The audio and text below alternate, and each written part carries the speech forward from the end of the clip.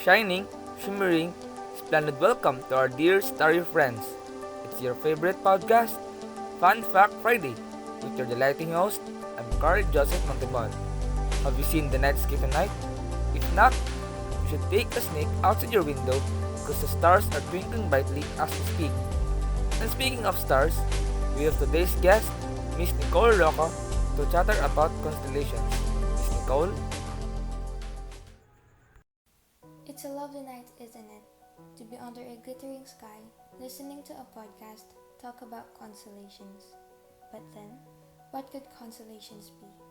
Well, they are sets of stars forming figures of objects and living creatures, and there are 88 of them in total, with more than half attributed to ancient Greek. In the northern hemisphere, look to the fall and winter sky after sundown, and you'll see the Perseus constellation that symbolizes the great Greek mythological hero, Perseus. The celestial hero is flanked by Ares Centaurus to the south, Auriga to the east, Cassiopeia to the north, and the Andromeda Galaxy, named after Perseus' wife, to the west. Perseus is the 21st largest constellation in the sky, taking up 650 star degrees. Its brightest star is Mercury, but its most famous star is Algol, better known as the Timor star. Starting in July and peaking in August, the Perseid meteor shower is one of the most reliable celestial shows, delighting Earthlings every year.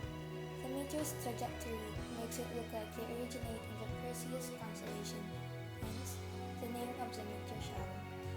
In Greek mythology, the Perseids were Perseus' descendants. Sharing a region of sky with the Perseus constellation is a vast neighborhood of galaxies called the Perseus cluster. It's a group of thousands of galaxies 240 light-years away from Earth, spanning 11 light-years across. Aside from galaxies, the cluster holds mostly incredibly hot gases, reaching tens of millions of degrees. The Perseus cluster is one of the most massive gravity-bound objects in the solar system and the region of high scientific interest. Adding to the facts given by our guest, one of the many Greek-related constellations is Andromeda. It was named after Andromeda, the daughter of Cassiopeia and Cepheus in Greek mythology, who was chained and left for the sea monster Cetus to eat, and then saved by Perseus. Andromeda was sacrificed to Cetus to appease the gods and stop the monster from ravaging her land. Cetus was sent by the god Poseidon after Cassiopeia had boasted that she was more beautiful than the nymphs. Aquarius also is one of the 44 Greek constellations. It is usually associated with Ganymede, the cup carrier to the Olympian gods. In the myth, Ganymede was the son of King Tros, known for giving Troy its name. Ganymede was the most beautiful boy alive, and Zeus was so infatuated with him that he took the form of an eagle and abducted the boy. In some versions of the myth, Zeus sent an eagle, represented by the constellation Aquila, to fetch Ganymede and bring him to Olympus. And another one is Leo. It is the third largest zodiac constellation. It occupies an area of 946.96 square degrees of the northern sky.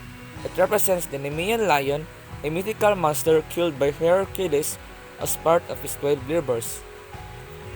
Ara was the altar in which Greek gods formed a pact. Prior to battling the Titans, led by Zeus, the gods overpowered the Titans, winning the legendary war. Ultimately, the altar was placed in the sky by Zeus. In fact, the Milky Way represents smoke rising from Ara. Representing a crow or raven, Corvus was the sacred bird of god Apollo. In fact, Apollo tells the raven to watch over his pregnant mother, Coronis. Ultimately, Coronis falls for another human man, leaving Apollo. Finally, the god becomes too angry by the raven's mismanagement, he scorches his wings, leaving them blackened. And that comes to the end of tonight's story episode. It has been a delighting talk with you and our guest, learning more facts about the dazzling constellations. Make sure to watch the night sky tonight and look out for some constellation before drifting to sleep. Once again, This is Fun Fact Friday, wishing you all to keep shining brightly like the stars. Thank you.